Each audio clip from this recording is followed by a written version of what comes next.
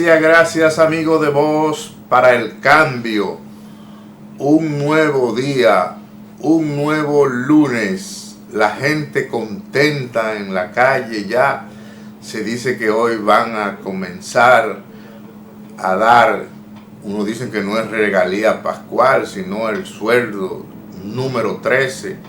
Y aunque la gente tiene muchas obligaciones y deudas que pagar, algo quedará para el deleite, para el disfrute del pueblo dominicano que tanto ha sufrido en casi 2 años por una razón que no hay que explicársela a nadie porque todo el mundo lo sabe.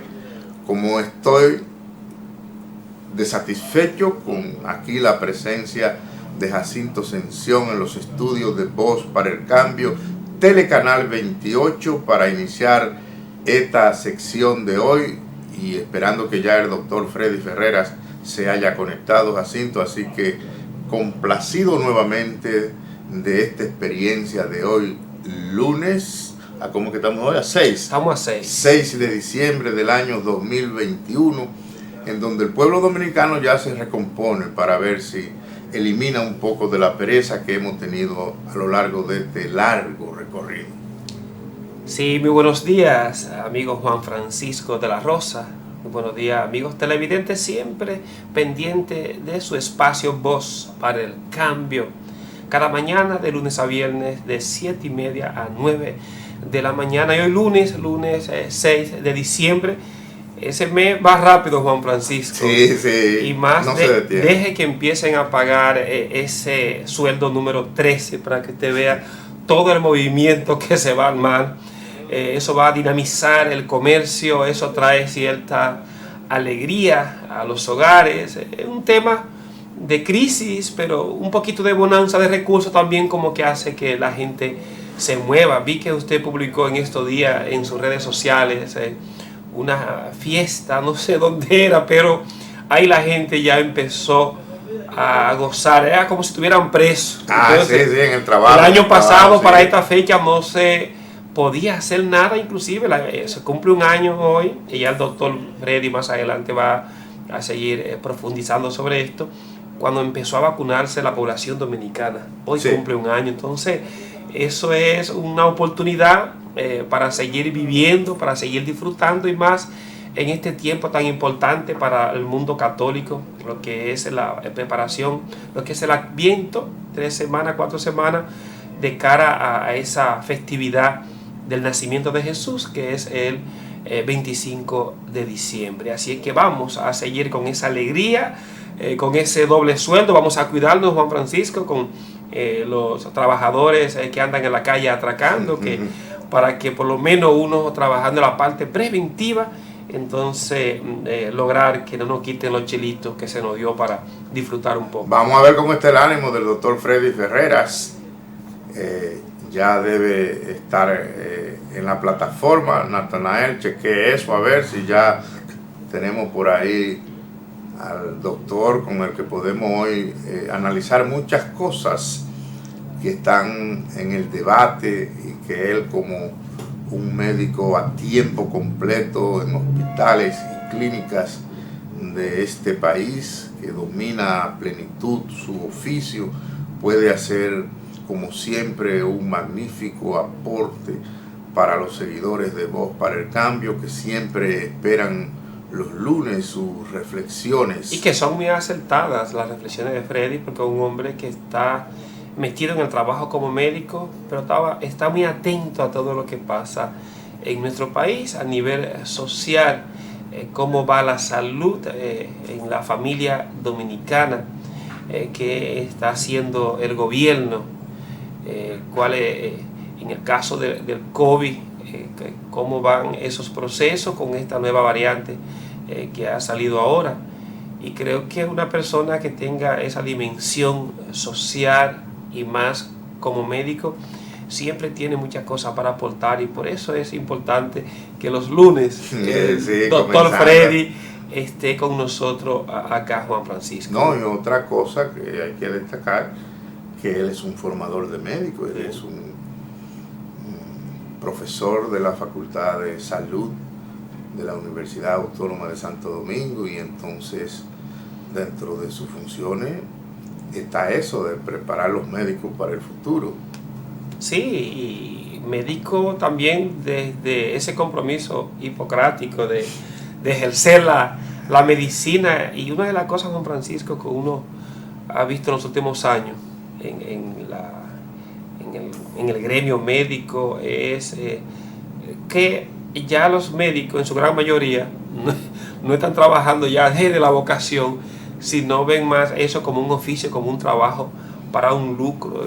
Y de hecho yo escucho a muchos médicos, yo sé que tienen derecho de su profesión y sus especialidades que hacen querer ganar buen dinero, buenos recursos, pero también hay que tomar en cuenta de que antes que eso hay un compromiso con la salud, hay un compromiso por el bienestar de la persona, hay un compromiso inclusive dentro de las personas, cómo asistir a la más vulnerable, la más necesitada. Y en este país hoy día, enfermarse, don Alfonso, el tema de medicina, el tema médico es un tema para ricos, y más con tanta dolencia, tantas enfermedades catastróficas que hay ahora mismo en el país. No todo el mundo tiene acceso a los medicamentos, a ir a un buen médico, a hacerse un chequeo, poder que lo vea un especialista, eso es difícil. Usted como pobre quiere ver un especialista en un hospital público, don Juan Francisco, y usted llama y es posible que la cita sea para febrero y marzo. No sé, porque parece que es un fenómeno no solamente local, porque recientemente tuvo un pariente nuestro aquí en el país, porque él tiene un problema de salud, tiene úlcera, entonces solicitó una cita en los Estados Unidos y que se la pusieron para 3 meses, y entonces él me dice que le era mejor él venir a la República Dominicana, como lo hizo, lo vio el médico, le hizo su receta, tiene el tratamiento, y ayer mismo conversamos y me dice que está superando esa situación, que se siente muy mejor. Entonces parece que no es fácil en el mundo. Tenía otra persona que me dijo que tuvo que ir a otro país de los Estados Unidos porque las citas se las ponen muy distanciadas, lo que indica que parece que no es un fenómeno solamente local. Ahí está el amigo Freddy. Tenemos ahí al doctor Freddy Ferreras. Buenos días, bendiciones, doctor. Muy buenos días, Jacinto y Juan Francisco. Para mí es un gran placer también saludar al Control Master, a Natanael Félix. Para mí es un gran placer estar como cada lunes aquí en nuestra ventana al mundo, Voz para el Cambio. Dice Jacinto que hoy que se cumple un año que se comenzó a vacunar. Aquí en el país. Aquí en la República Dominicana. No quiero que usted lo desautorice, pero usted tiene la palabra para opinar.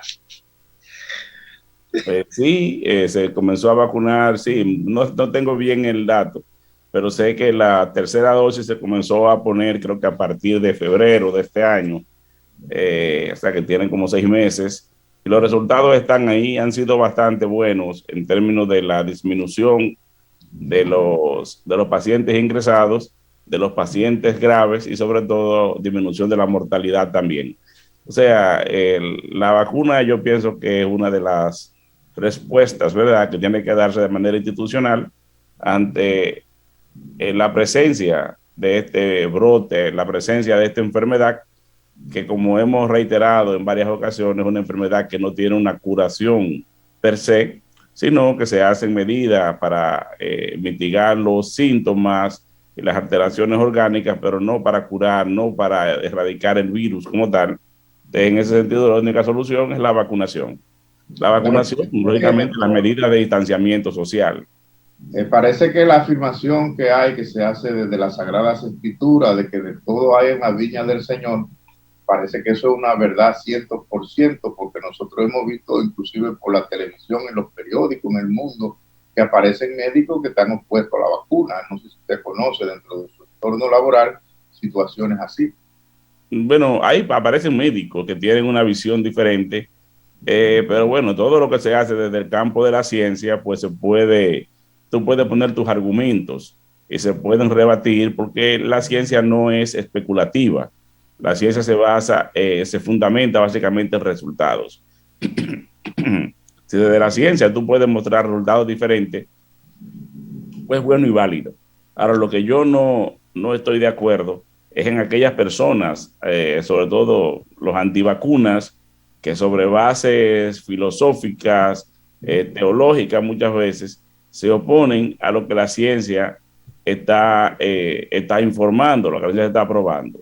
O sea, los avances científicos muchas veces pues hay que revisarlos en el tiempo, porque muchas veces cambian o se descubren nuevos avances y lo que se tenía como una verdad en un momento determinado, una verdad absoluta, pues se convierte en una verdad relativa, pero al fin y al cabo esto lo puede hacer la ciencia en base a la experimentación y sobre todo, como le digo, en base a los resultados, no en base a las disquisiciones, a lo que yo creo, a lo que yo pienso, sino tiene que ser probada. Y hasta ahora la vacunación, como ustedes han dicho, ha probado que tiene un efecto positivo sobre la carga de enfermedad y sobre la gravedad de la enfermedad. Bueno, magnífico, doctor. Lamentable que Voz para el Cambio tiene la obligación de ver todos los temas, por espinosos que sean. Y vemos que en la prensa de hoy, por ejemplo, o hace varios días que se está comentando de las auditorías nuevas de la Cámara de Cuentas, también reciente, y allí se resalta que Alexis Medina, el hermano del presidente Danilo Medina, también sale implicado, pero de mala manera, con dinero extraído de salud pública, del Ministerio de Salud Pública, y cuando se hizo una catástrofe que desde el gobierno se autorizó la remodelación de 56 hospitales, y vemos que allí en esa auditoría sale un despilfarro de más de 43 mil millones de pesos. Usted que es un médico que vive en hospitales y clínicas del país, ¿cómo usted oyó, cómo vio usted que el pueblo dominicano cuando se le cerraron esos 56 hospitales, que todavía hay algunos que no han sido entregados? Mira, en esos días se vivió una verdadera catástrofe, no solamente para la población, pero principalmente para la población de escasos recursos, que es lo que toma, lo que acude a esos centros de salud, a los centros de salud pública. Pues fue una decisión muy desatinada de las autoridades de salud pública del momento, que realmente prácticamente cerraron más de 58 hospitales de manera permanente y total, y otros comenzaron a dar servicios a media porque los sometieron a remodelaciones con el personal dentro.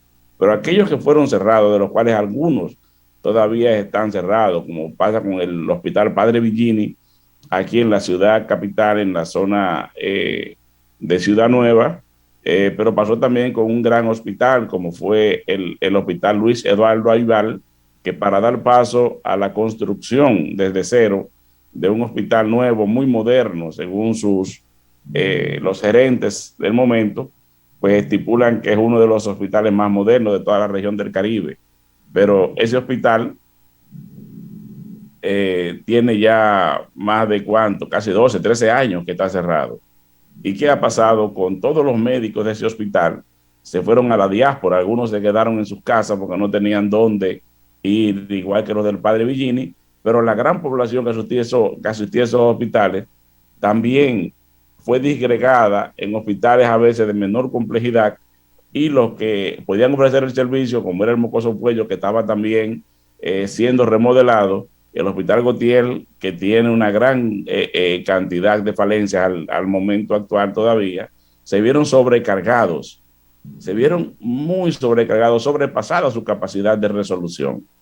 Los médicos, como les decía, sobre todo los que están en formación, los médicos residentes que estaban formándose en estos hospitales, varias escuelas, varios programas de formación, tuvieron que ser disgregados. Yo les hablo de que están en la diáspora. Abramos un paréntesis ahí, doctor, le pregunto, a veces usted con sus estudiantes le corresponde ir a esos hospitales para hacer pruebas, para observar, para que ellos vean cómo se hacen las cosas. Sí, pero sí. O sea, yo específicamente no tuve ese problema porque Los estudiantes míos, pues yo los congrego, están dirigidos al Hospital Gautier, donde yo trabajo a nivel público, pero los cientos de miles de estudiantes que estaban destinados para ir a esos hospitales que fueron cerrados en todo el país, pues también sufrieron el embate porque no tenían dónde hacer sus prácticas, tenían que ser disgregados también en otros hospitales y muchas veces los profesores tenían que darle las clases en lugares inadecuados, porque en medicina llega un momento cuando en la formación del estudiante, sobre todo en las etapas finales, que ellos necesitan estar a nivel de hospitalario para nutrirse de la práctica, para ir dando el paso del estudiante de aula a convertirse en un estudiante ya que esté inmerso incluso en la práctica de la medicina bajo guía de sus preceptores, bajo guía de sus profesores, tienen que participar también en el día a día de frente al lado del paciente. Y eso tuvo también un trastorno enorme cuando estos hospitales fueron cerrados. Pero no solamente eso, aquellos que fueron abiertos, cuando los entregaron, también se dio el problema de que tenían grandes vicios de construcción, tenían grandes vicios que los hacían prácticamente infuncionales. Y así tenemos el Hospital Ario Contreras, por ejemplo, que fue uno de esos 58 hospitales que fue realmente cerrado. Al momento en que lo rehabilitan, lo abren, el personal se dio cuenta de que habían cometido muchísimos errores. E incluso tuvo una sobrevaluación que se decía en su momento que era de más de 1.000 millones de pesos. Así es, así es. Se acusó de que el hospital había sido equipado con equipos viejos y de baja calidad. O sea, todo eso. Valencia Medina era que vendía esos equipos. Bueno, yo no sé, porque eran compañías a nombres algunas de prestanombres, no de ellos mismos, pero se sabe y se sabía por lo bajo que realmente estaba esa familia, estaban muchos funcionarios o allegados al gobierno de turno en ese momento, que fueron los que se encargaban, eran los contratistas, tanto para la remodelación, para la reconstrucción y para el equipamiento. Y específicamente, si a ti te dicen, o si tú dices que vas a poner un equipo, qué sé yo, un tomógrafo de última generación, como es lo que se estila. O sea, si tú vas a hacer una remodelación o vas a comprar un equipo, tienes que tratar de comprar un equipo que tenga las especificaciones más avanzadas, porque en ese campo también, igual que en el campo de la informática, de los teléfonos, cuando tú compras un teléfono que ya está desfasado o una computadora que no tenga los requerimientos, al fin y al cabo tienes el equipo, pero no tienes la función de manera adecuada. Entonces pasa igual con los equipos médicos. Si tú compras equipos médicos de mala calidad o que son los equipos que tú no necesitas, que no usa el médico que tiene que enfrentar al paciente, pues evidentemente la compra es inútil, la compra es improcedente. Y fue lo que pasó. En el Darío Contreras se denunció, los médicos, el colegio médico en ese momento denunciaron la catástrofe que era el Darío Contreras. Me recuerdo una de las quejas principales es que el comedor donde los médicos iban a comer lo situaron al lado de la morgue. No habían baños suficientes para los médicos, para los pacientes que iban a la emergencia. Entonces, todos esos son fallos estructurales que realmente no sé si decir que la impericia de los ingenieros o simplemente la falta de adecuado uso de los fondos puestos a disposición del grupo que estaba construyendo o reconstruyendo, dan ese resultado. Adelante. Sí, parecería, doctor, que esta cámara que dejó de ser de cuentos para ser cámara de cuentas, en cada una de las auditorías que se está haciendo a la administración pasada, a diferentes departamentos, parece que la familia Medina, la familia del presidente, están involucradas en todo lo que aparece ahí, donde hay dolo, donde hay corrupción.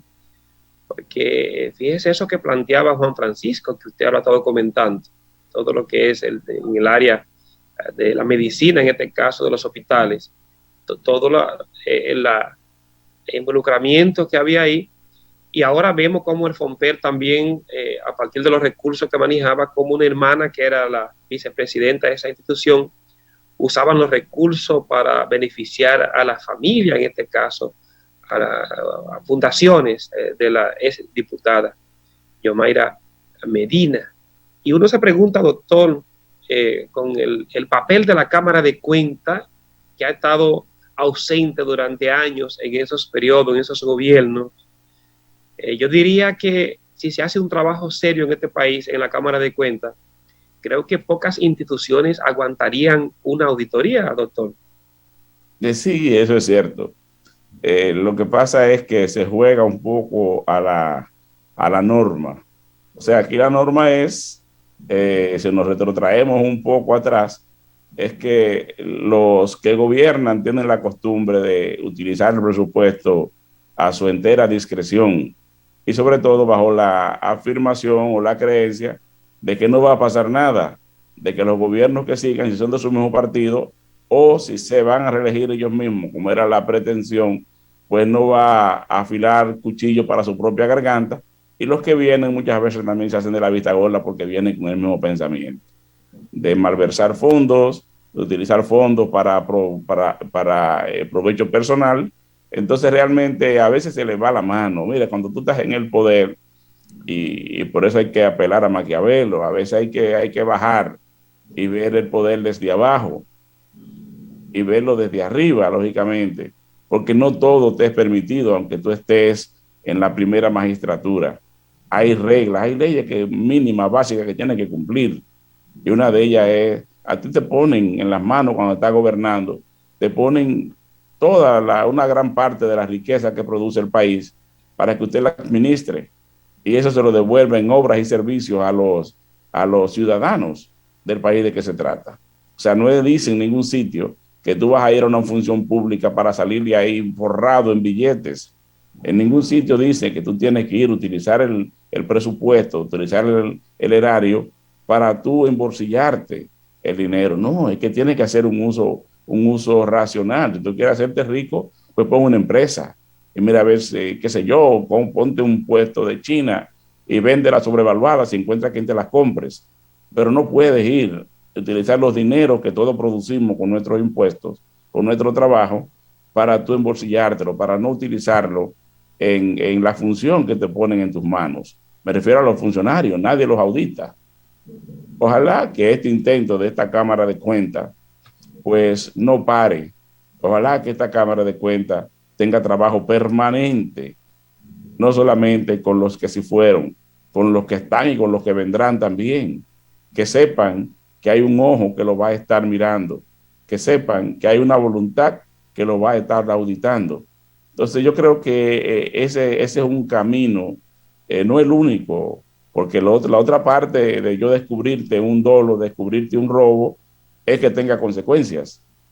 Ahora hemos visto que tímidamente la justicia está tomando cartas y que los datos que le está pasando la Cámara de Cuentas lo está utilizando para robustecer los expedientes acusatorios contra los que están sindicados. No podemos decir que están condenados porque no lo están y no podemos afirmar que sean culpables. Son personas que están mencionadas en esos expedientes.